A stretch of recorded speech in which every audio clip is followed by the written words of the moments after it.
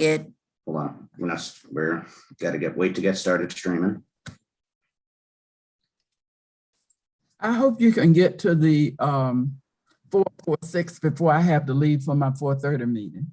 Well, I got to leave with you, so we will. Okay. Okay. So, and I hate to make this very, very short, but we need to do that. We have 1/2 hour. So, Delegate Ebersol, you want to give a brief introduction of your bill, please? Yeah, I have two. Which one would you like me to do first? I guess I see We have witnesses for 192. 192. Okay, House Bill 192, since you're running short, is a bill that would change the restrictions on student member voting in Baltimore County and the school board. Right now, they're prohibited for voting on budget issues, either operational or capital. This would strike that particular exclusion and allow them to vote on them. I will only say that I think that being able to vote on policy without being able to vote on the budget to support it is often not voting policy at all. Students are quite responsible, sometimes work harder than their counterparts because they have biases to overcome. I'll keep it short. Thank you. I'm done. Okay, now, so they can currently vote on policy. They can. There's many policies they can vote on. Some of their exclusions deal with opening and closings of schools. Also, Okay. There's a handful of other things. All right, and if anybody has any questions, please contact Delegate Ebersol. Summary. Unless there's a burning question. And Christian, can you talk for like 2 seconds? Sure, but I'd like to ask our Montgomery County student member, Hannah, to go first. She's running, just has. Okay, Hannah, 30 seconds, and no offense to you two. Thanks for getting on.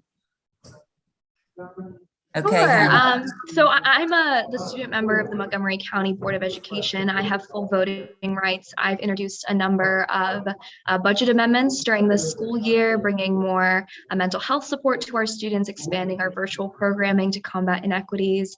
And I will say the benefit of having a full voting or a student member with voting rights on the budget extends beyond the dais, excuse me, and also to the general student population, and has really promoted civic engagement from a really young age for our students, and has brought students out to testify. It has had them think critically about their educational system, and so I think that the benefits of having a student member who can actually vote, the benefits of that are truly, truly extraordinary. And students can tell, by the way, the difference between when their representation is just a figurehead and when it's truly substantive and backed up with those voting rights. Okay, thank you. Okay, Kristen. Thank you. Yes, I have something written up, but I'll be brief. In my role as student member of the board for Baltimore County, I'm the 41st student member of the board. We are expected to be an advocate for our constituents, the students, to respond to them and uplift their voices on the board. But when it comes to the very most important decision that our board makes, which is our operating and capital budget, we're silenced.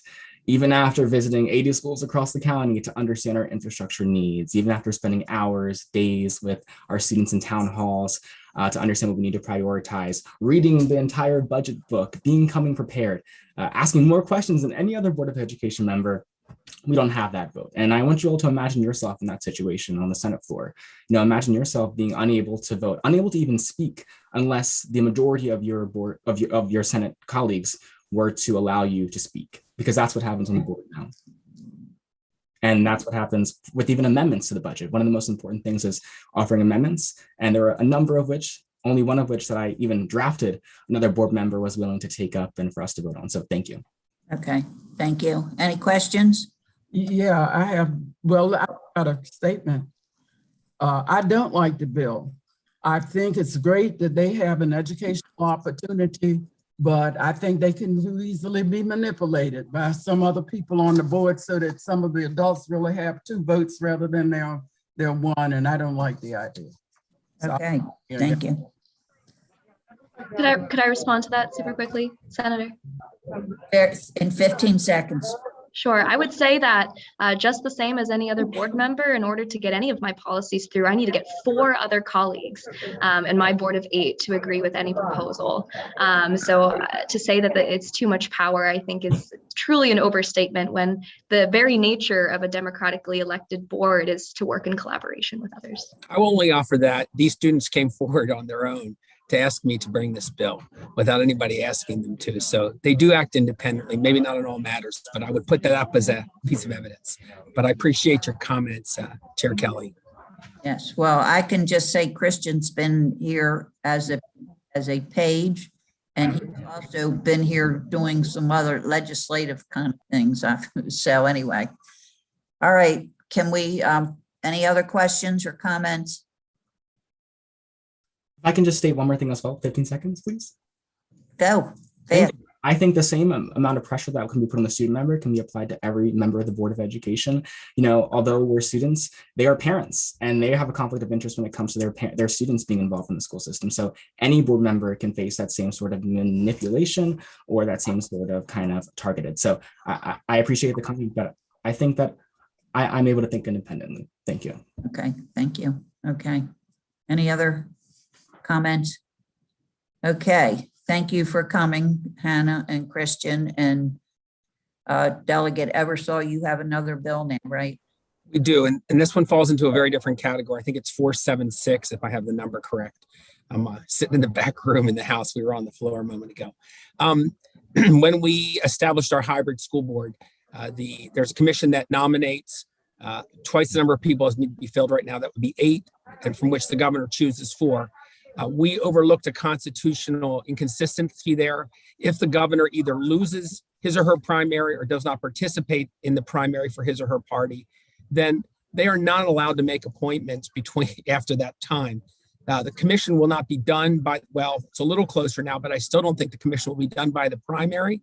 And therefore, we would have people who would be appointed by the governor, or if they were, they'd be appointed incorrectly. Their votes would be called into question. We'd have a pretty big mess.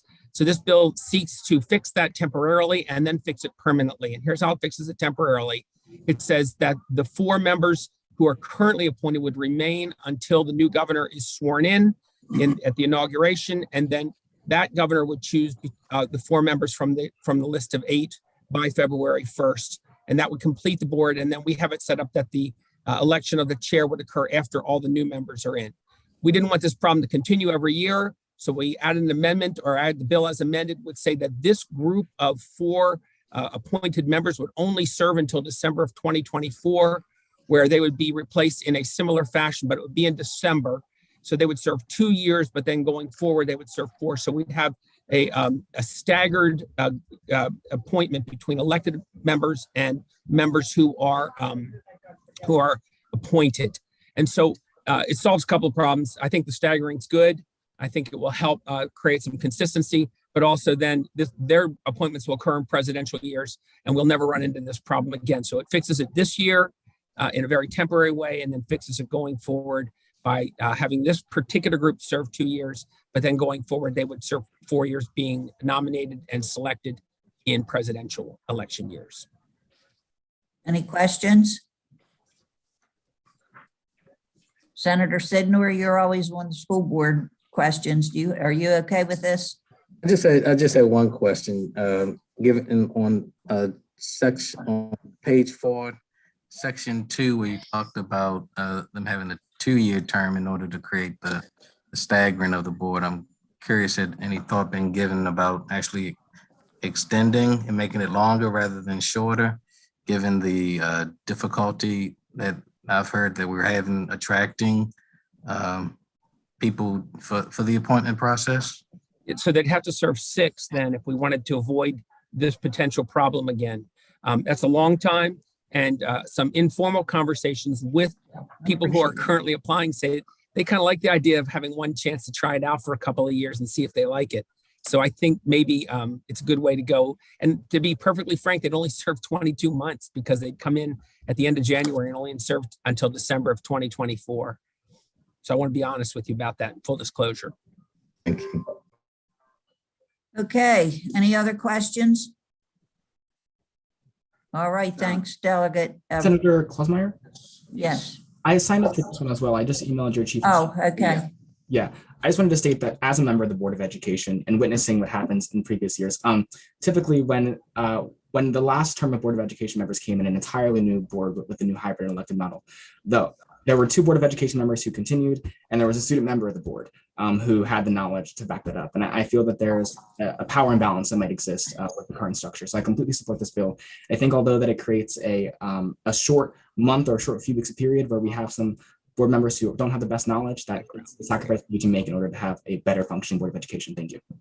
Okay, thanks. That was good and quick. Thank you, Christian. Any other comments? Questions?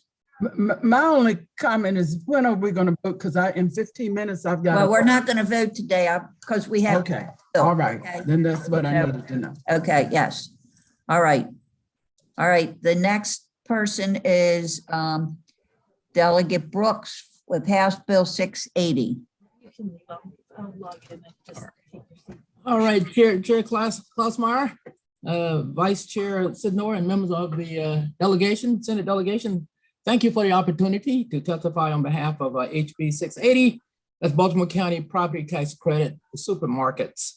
For the record, I'm Delegate Ben Brooks, and I represent the 10th Legislative District in Baltimore County. Yeah, HB 680 provides a property tax credit for supermarkets located in a food desert retail incentive area. The USDA defines a food desert as a low-income tract with a substantial number or a substantial share of residents who do not have access to a supermarket or a large grocery store. Now, according to a study by Towson University in 2018, 64% of the zip codes in Baltimore County are considered food deserts and contain predominantly low-income and minority neighborhoods. Now, while Baltimore County's residents are able to acquire food, the fact that they live in food deserts means that they do not have convenient access to fresh or nutritious foods from retailers. And more often than not, individuals and families living in a food desert rely on prepackaged and processed foods with a high in sugar, salt, and saturated fat. Now, this kind of diet leads to health problems such as obesity, high cholesterol, heart disease, and more. Now, HB 680 will empower Baltimore County to combat this food desert by giving property tax incentive to grocery stores that open in the area. This will give previously underserved communities access to healthier choices and improve quality of life outcomes. Additionally, a county health rating and roadmap study found that grocery stores can improve perception of food access, neighbor satisfaction, and mental health as well. Lastly, incentivizing grocery stores to obtain in predominantly low-income minority neighborhoods would boost their economy by providing jobs in the area that they need most. For that reason, I'm requesting a favorable report. And thank you. Any questions? Any comments? Oh, I had a question. yes. Yes. And good afternoon. I like the concept. But I had 2 questions. One, is it, if it's a chain grocery store, I'm assuming the property tax credit would be for that store that's within the desert? Not necessarily the entire chain? Okay. You have to be in the desert area, right? Thank you. And that area is, go ahead, sir. Go ahead, Senator. Oh, no, go ahead. No, that food desert area would be designated by the county executive.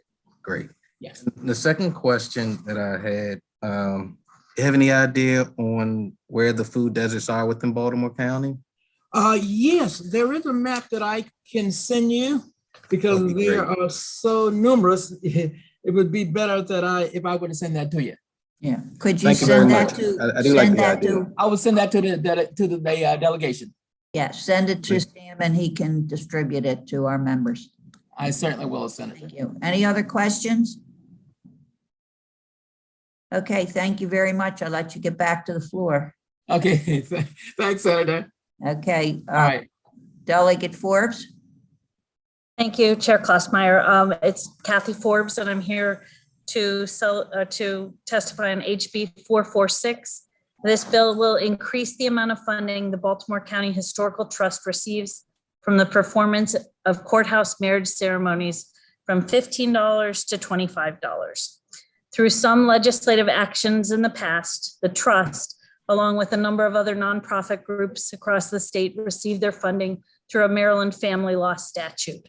Requires a portion of the proceeds from the courthouse marriage ceremonies to be directed to these preservation groups. This is the main source of income for the Baltimore County Historical Trust. Across Maryland, with the exception of Cecil County, it costs $25 for a clerk of the court or a judge to perform a marriage ceremony at the courthouse. In Baltimore County currently, $10 of the ceremony fee goes to the general fund, and $15 goes to the Baltimore County Historical Trust. This $15 rate was made part of the statute years ago in 2006. HB 446 would increase that amount to $25, and the trust would get the entire fee for marriage ceremonies. This bill has no fiscal note for the state. There should be a letter of support from the county administration. It passed the House delegation unanimously and the House floor unanimously. I respectfully ask for your support on HB 446, as it will provide a sustainable and reasonable level of support for the Baltimore County Historical Trust to continue its important work. Thank you. Thank you. Senator Kelly.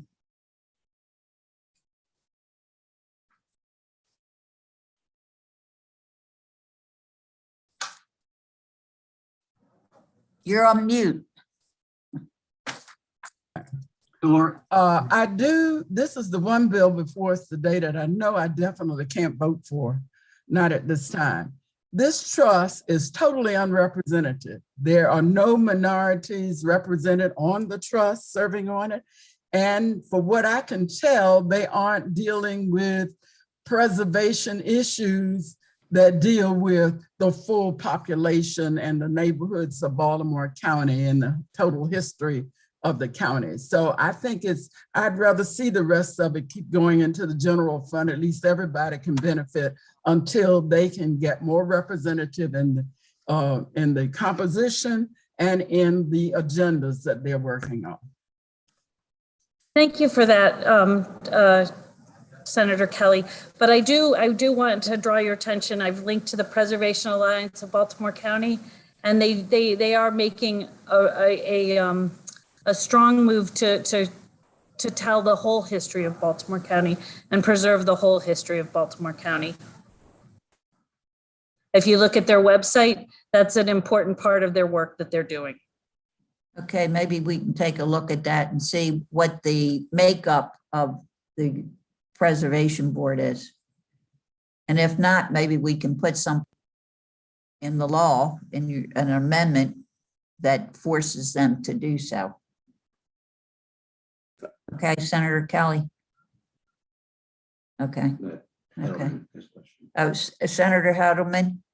Thank you, Madam Chair. Delegate Forbes, is this an issue that has that you've heard about before, or an issue that is the lack of diversity with the historical trust that you're aware of?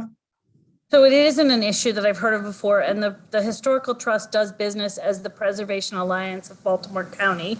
And if you check, and their website is linked there, and they are making every effort to tell the story of all Baltimore Countyans and the history of all Baltimore County. I hear you, but is the Preservation Alliance of Baltimore County a diverse board? So I'm not aware whether it is or isn't, and I will go back and ask and send that to you and let you know whether they've made any movement to try to diversify their board. Perfect, thank you. That's what we need. Okay. Any other questions? I had a question. Okay, yes, sir. And just following up on Senator Kelly and Edelman's bill, I had an opportunity. I looked at the website, and the board wasn't reflective of Baltimore County. But to that point, though, I don't think and I think Senator Klausmeyer had made mention of some amendment or something. This is a private organization, so it's not a county affiliated charity, correct? It's a nonprofit. So years ago, when it was federally mandated that we do historic preservation, the state of Maryland entrusted that work in nonprofits. And that's how this came to be. That's how they came to be doing the work. We didn't make state organizations to do this work. We entrusted the work to nonprofits, and that's in my written testimony. And so what I was asking was, because sometimes Local governments, they'll create nonprofits to do some sort of government action. And so I was wondering, was this a creation by the county, or is this just like any other 501c3? Oh, I believe it was created, either it was in existence and the county deemed it the organization that would do this work, or it was created to do the work. But I don't know the full history there, but I'm going to follow up with both. Do y'all have this? And I think under the current law, they're supposed to report out to the county Executive and I think one other place about projects and things. If you have a connection with the organization, it might also be helpful. They didn't get in. Or what they do on their webpage, because I went to the webpage, but in order to kind of find out what kind of projects they were investing in, I actually had to look at their 990. So it wasn't real obvious what kind of work that they're preserving. They did something up in the Hereford areas. I guess that was on their last 990, but that might be something you might want to take back to them as well. Thank you, Madam Chair. Did you receive testimony, written testimony from them? Did we Do you have that in your package? From from which I sent all the stuff that Delegate Forbes sent. I Yes. forwarded that all on, yeah. did You have written testimony from the Preservation Alliance we get director any? and the board member? Okay, I will make sure you get that then. I Yeah, I'm sure apologize. everyone has it if they don't If already. we don't have it, or just resend it that way, or send it over here and we'll get it out to everyone. Absolutely, I will. I'm sorry I didn't have that handy right now. If you can get a list of the members too, that would be helpful. Okay, any other questions? Okay, okay. Thank you. Oh, thank you. Go back to work. But we have to continue. But the voting agenda, you should have gotten it. These are all cross-filed bills. If you want to just take 1 minute to look at them, House Bill 302, Baltimore County Property Tax Credit for Homeowners Who Have Suffered a Hardship, House Bill 460, Baltimore County Alcohol Beverages License Transfer, that's Senator West bill. The other was Senator Heddleman's. House Bill 585, Baltimore County Orphans Court Judges and Surviving Spouses Pensions. I'm going to hold that bill myself. It was my bill. House Bill 682, Baltimore County Hunting Non-Game Birds and Mammals. That's to get the groundhogs. And they're all three of them are cross-filed. Do I have a motion? I'd like to make a Motion. motion to put them all on the consent calendar. Second. Okay. All those in favor, raise your hands, wave. Okay. Okay. I'm in favor too. Okay, Senator Kelly, give me a smile, please. That's better. I like it when you smile. Okay, and I'll see you in a few minutes. Thank you. Senator Okay. Heddleman. And we'll put the other bills on the agenda for the next meeting.